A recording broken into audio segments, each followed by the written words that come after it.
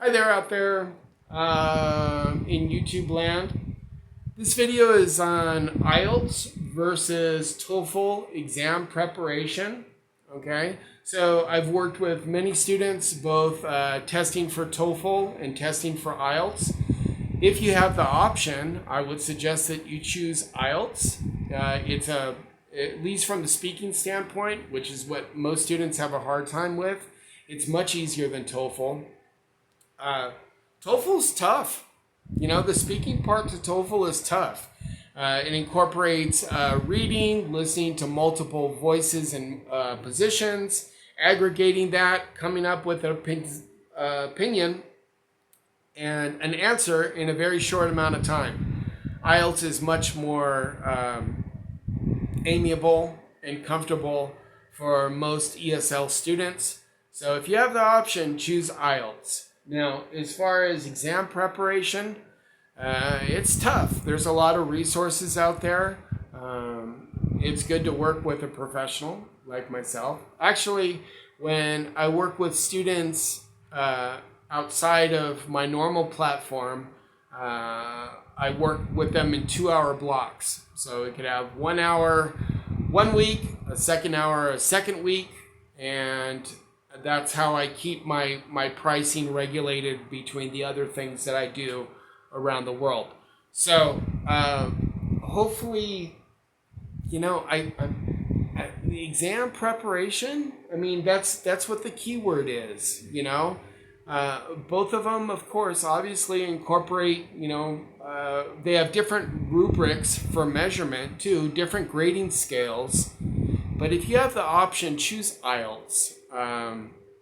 And it's not just an opinion, that's really, IELTS is much more comfortable to endure than TOEFL. And the other reason that this is important is these exams are expensive, right? And there's a lot to take into consideration, whether it's your word order, which can be sentence structure. Also, hot tip, shorter sentences, better vocabulary, right? So find yourself a list of good vocabulary words. They're out there, a very quick, Google search, right? If you're taking IELTS, just look for a IELTS appropriate vocabulary and try, or even TOEFL appropriate vocabulary into your IELTS answer. They're not divided by tests. We just want quality vocabulary with shorter sentences. Most ESL students feel that they need to give long, convoluted, answers, but the problem is that usually before the second clause, they start to forget what they're talking about, start to repeat themselves, might even freeze, right? And then, right? The plane is crashing, okay?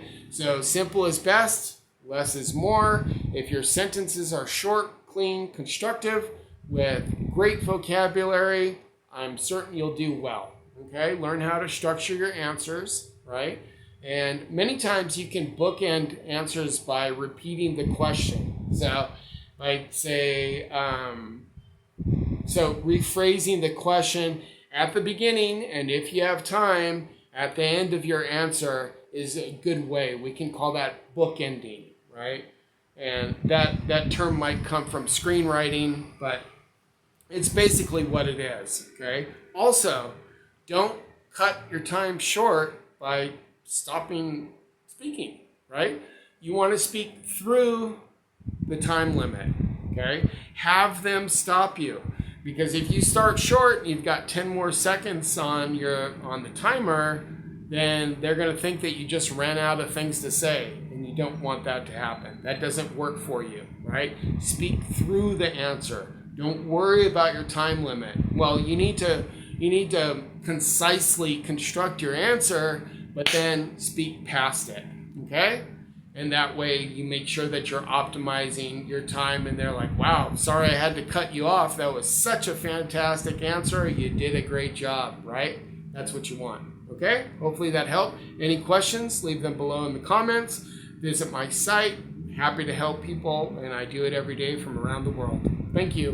Bye from Medellin, Colombia.